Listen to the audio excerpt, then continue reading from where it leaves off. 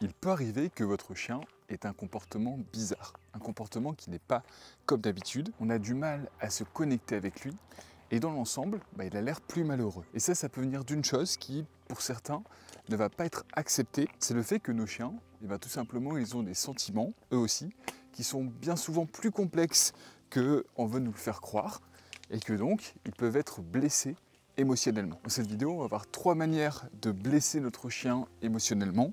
Souvent, on va le faire sans le vouloir, parfois en pensant bien faire, et pourtant ça peut avoir des conséquences sur sa psychologie, sur son bien-être, et c'est pour ça que je pense qu'il est très important d'avoir ces 3 éléments en tête. Et si je voulais vous parler de ce sujet, c'est parce que j'ai remarqué qu'on parlait beaucoup plus d'éducation, qu'on parlait beaucoup plus de l'idée d'avoir un chien qui nous obéit parfaitement et répond aux commandes, mais qu'on s'intéresse très peu à sa psychologie et à son bien-être. Et ça, je trouve que c'est vraiment dommage, parce qu'en fait, sa psychologie, c'est 80% de ce qui fait votre chien. C'est pas son obéissance, c'est pas uniquement sa capacité de répondre aux commandes qu'il définit. Et je trouve qu'on n'en parle pas assez. Et même moi, parfois, j'ai du mal à aborder ce sujet, simplement parce que je me dis que ça va intéresser moins de monde. Et je me rends compte que c'est prioritaire. En ce moment, je suis en train de lire le livre de Claude Beata, La psychologie du chien. Et moi, ça m'aide à comprendre mieux mon chien et notamment ses problèmes de comportement. Je pense que dans l'idéal, on devrait tous, en tant que maître, se former un petit peu à la psychologie canine pour essayer de mieux les comprendre. Parce que souvent, on fait de l'anthropomorphisme. On va se comporter avec notre chien comme s'il avait une psychologie d'un humain. Alors qu'en réalité, cette psychologie, c'est la psychologie canine.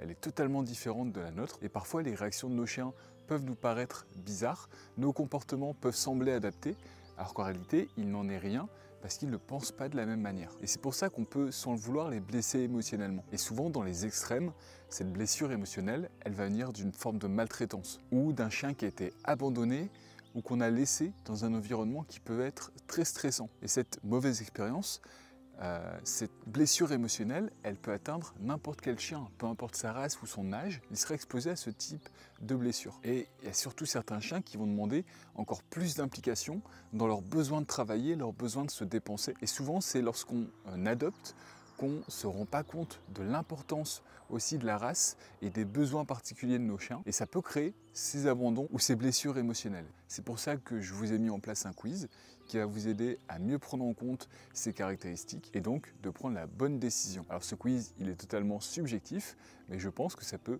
vous aider dans cette démarche. Si ça vous intéresse, il est disponible en description de la vidéo et il est totalement gratuit. Alors souvent, quand on adopte un chien, c'est pour lui apporter la meilleure vie, on ne lui veut pas de mal. Et pourtant, il arrive qu'on fasse certaines erreurs qui vont le blesser émotionnellement. Et ça, on le fait sans le vouloir. Il n'y a pas besoin d'avoir des cas extrêmes d'abandon ou de maltraitance pour pouvoir le blesser et que ça ait des conséquences sur son comportement ou son bien-être. Donc pour les 3 raisons qui peuvent blesser émotionnellement nos chiens, il y en a une qu'on voit régulièrement. Donc c'est pour ça que je l'ai mis à la fin de cette vidéo. Par contre, les 2 premières, je pense qu'on les aborde pas suffisamment, et notamment la première qui est le fait de ignorer son chien. Souvent c'est lorsqu'on a une famille nombreuse, du coup on a des enfants, on n'a pas le temps de s'en occuper, ou alors on a beaucoup de travail, et notre chien, il est là, de temps en temps on va s'occuper de lui, mais la plupart du temps il est totalement ignoré. Alors maintenant, imaginez-vous vivre dans une famille constamment qui vous ignore, qui vous donne pas d'attention. Et bien forcément ça aura des conséquences sur votre psychique, sur votre bien-être. Et ça a été étudié et documenté par l'université de Bristol qui a remarqué en fait que lorsque nos chiens ils sont totalement ignorés dans une famille, ils vont développer des problèmes de comportement et notamment des signes d'anxiété, ce qui est totalement logique, des aboiements excessifs, des comportements destructeurs, voire des dépressions. Et parfois on va chercher à régler ce problème de comportement en essayant de mieux l'éduquer, alors que c'est pas ça qu'il a besoin. Il a simplement besoin de plus d'attention, ce qui va ensuite permettre de résoudre ses problèmes. Et si on ne vient pas à la source de cette problématique, qui est notre relation avec notre chien et la place du chien dans la famille, ces problèmes de comportement, ils persisteront, même si on essaie de prendre un éducateur canin ou si on essaie simplement de mieux l'éduquer. Et en fait, la solution pour régler ce problème, elle est simple.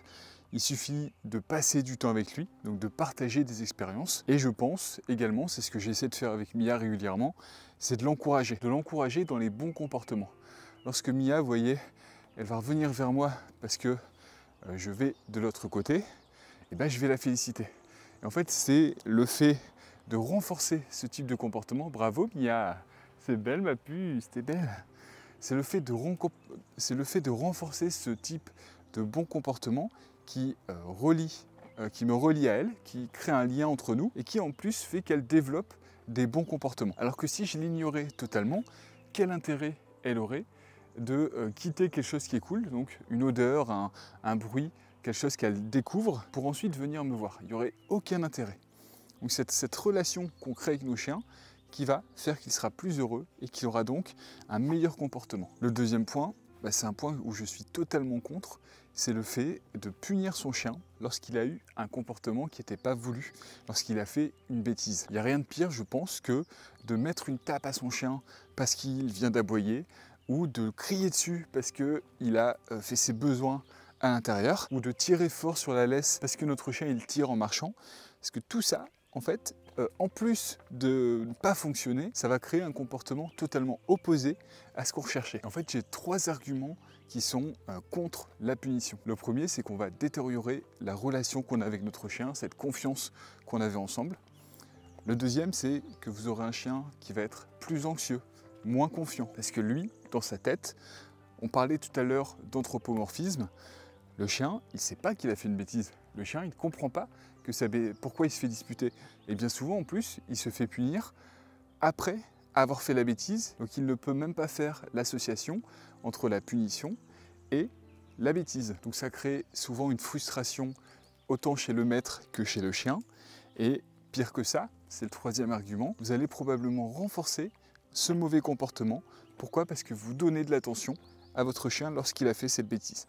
Un exemple, si votre chien aboie tout le temps et qu'à chaque fois qu'il aboie, vous lui donnez de l'attention pour le disputer, et bien intrinsèquement, vous lui avez donné quelque chose qui est quand même positif pour lui, qui est votre attention, parce qu'il aboie. Et bien tout simplement, la prochaine fois que quelqu'un va passer, il aboiera à nouveau. Et ça peut créer en fait un cercle vicieux qui est totalement contre-intuitif, et pourtant qui peut avoir des effets totalement néfastes sur lui. Et enfin, le dernier point pour avoir un chien qui est blessé émotionnellement, c'est de ne pas le stimuler, de ne lui offrir aucune source de stimulation cognitive. Donc le faire réfléchir, le faire travailler, lui apprendre de nouvelles commandes, le challenger un petit peu, jouer avec lui. Si vous ne faites pas ces éléments, vous êtes sûr que vous aurez un chien qui émotionnellement sera totalement blessé, voire brisé, parce que c'est dans sa nature profonde d'avoir besoin de ce type de stimulation. Et réfléchissez à la maison, si vous avez un chien que vous stimulez régulièrement, vous le voyez dans son comportement qu'il est beaucoup plus heureux, beaucoup plus alerte, beaucoup mieux dans sa peau.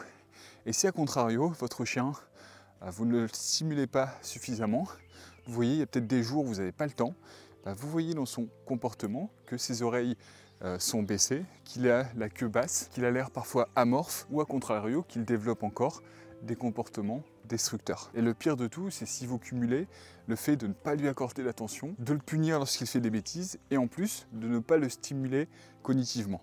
Tout ça, c'est des éléments pour faire une bombe à retardement qui malheureusement pourrait avoir des conséquences très négatives pour lui, pour vous, pour votre relationnel, et malheureusement ça peut également amener à des abandons. Donc j'espère que cette vidéo, elle vous aura aidé à revoir votre manière de faire, ou alors à confirmer tout simplement que vos actions, elles sont bonnes et elles sont en cohérence avec ses besoins. En tout cas, moi, c'est tout ce que je vous souhaite avec votre chien. Moi, je vous remercie à nouveau pour votre soutien. Il a plu toute la journée hier, donc là, c'est très agréable de se balader avec Mia. Je pense qu'on va prendre un peu plus de temps que d'habitude. Donc vous m'excuserez, je vais me concentrer sur Mia.